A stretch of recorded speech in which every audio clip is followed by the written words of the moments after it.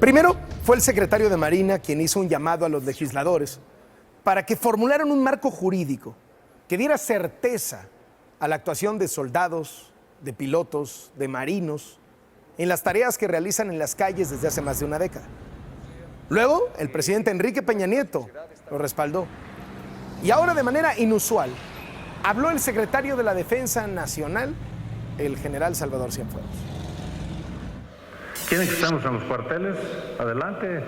Yo sería el primero en levantarnos las dos manos para que nos vayamos a hacer nuestras tareas constitucionales. No pedimos estar ahí.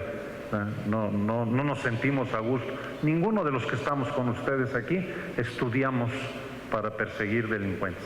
Nuestra idea, nuestra profesión es otra y se está desnaturalizando. Estamos haciendo funciones que no nos corresponden porque no hay quien las debe de hacer o no tienen esa capacidad. Mi balance es que en 10 años que se determinó que se reconstruyeran las policías, todavía no las vemos reconstruidas. El balance es que ha habido un número muy importante de muertos que no debería estar sucediendo. El balance es que falta compromiso de muchos sectores para que esto pueda caminar. No es un asunto que se va a resolver a balazos. A la sociedad lo que le es importante es que no se metan a su casa, que no le roben su vehículo, que no le quiten su reloj, que no le secuestren a un familiar. Son las autoridades locales, los municipios, los estados, los que tienen que atender este tipo de delitos que son los que tienen molesta a la sociedad. El general secretario aseguró que la institución ha recibido una serie de embates y que los soldados ya se la piensan para combatir delincuentes.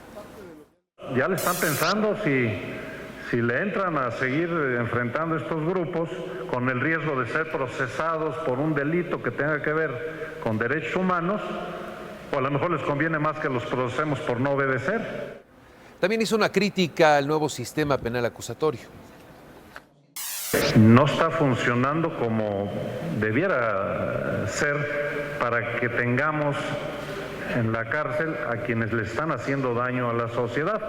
Las autoridades ponen a disposición a los delincuentes y pues salen por este mismo sistema garantista. Ha hablado como nunca el secretario de la Defensa, Gabriel Guerra, muchísimas gracias por venir. Muy buenos días, Javier Tello, ¿cómo estás? Paco Calderón, qué gusto tenerte otra vez, Paco. Muy buenos días.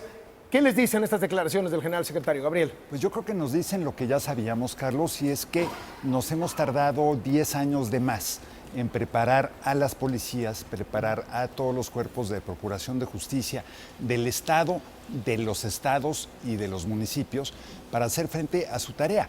Entonces, lo que fue en un origen una emergencia decretada por el recién llegado presidente Calderón, se ha convertido ya en la norma cotidiana, absurda. Porque yo creo que tiene mucha razón el general secretario en hacer esta advertencia. Uno, el entrenamiento de los militares no es no es para combatir al crimen común y corriente o para dirigir el tráfico.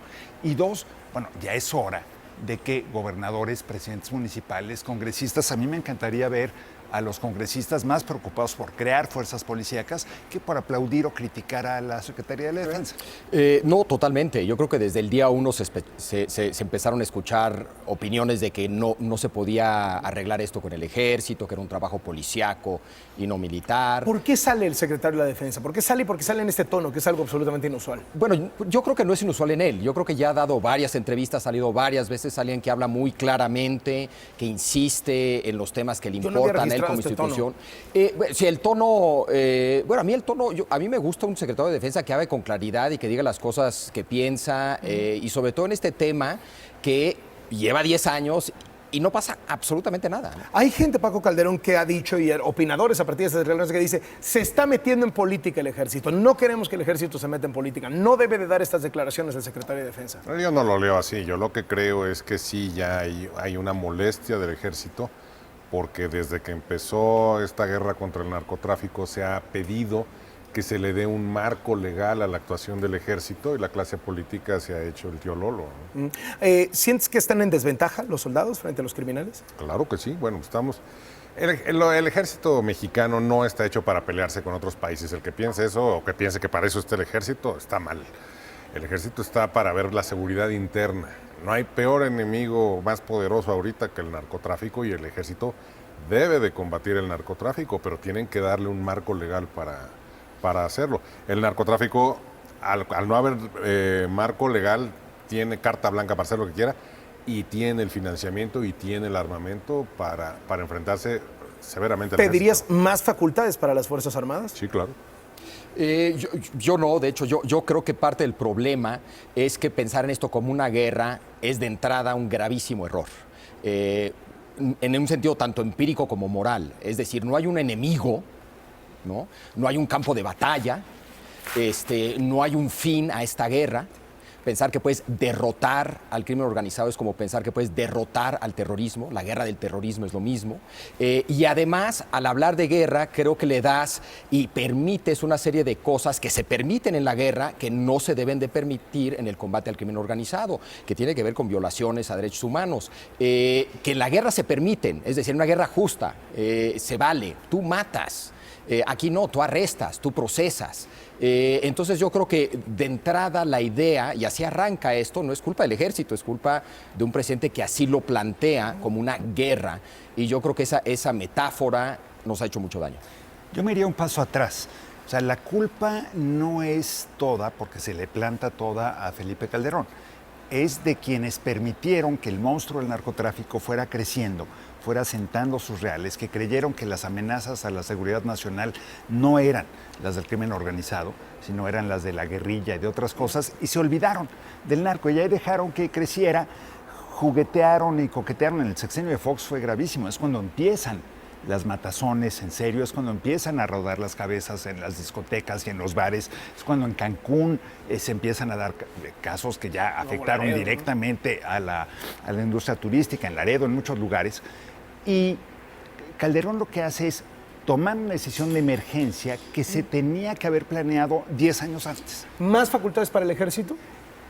Marco legal y entender. Yo creo que el ejército, ahí coincido parcialmente con Paco, el ejército está para enfrentar los enemigos internos, sí, pero no para dirigir el tránsito. Paco.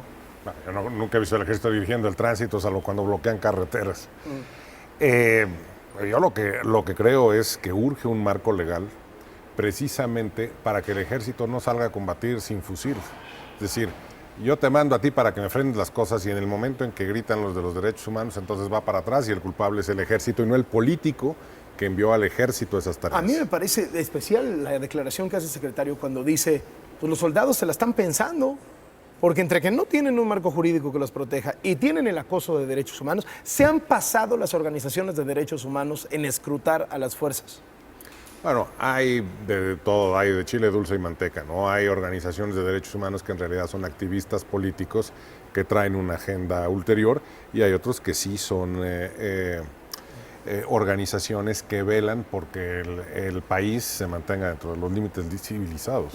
¿Cómo lo ves? Yo creo que no, yo creo que tenemos un serio problema de derechos humanos, no creo que se hayan pasado. Yo creo que tenemos un serio problema y es el inevitable resultado de usar las Fuerzas Armadas para este tipo de cosas. Lo vemos en todos los países donde esto sucede, no solamente aquí en México. Es decir, otra vez no es un tema del ejército mexicano, es un tema de usar ejércitos como los usaron en Irak, en Afganistán, para hacer cosas para los que no fueron entrenados. Gabriel.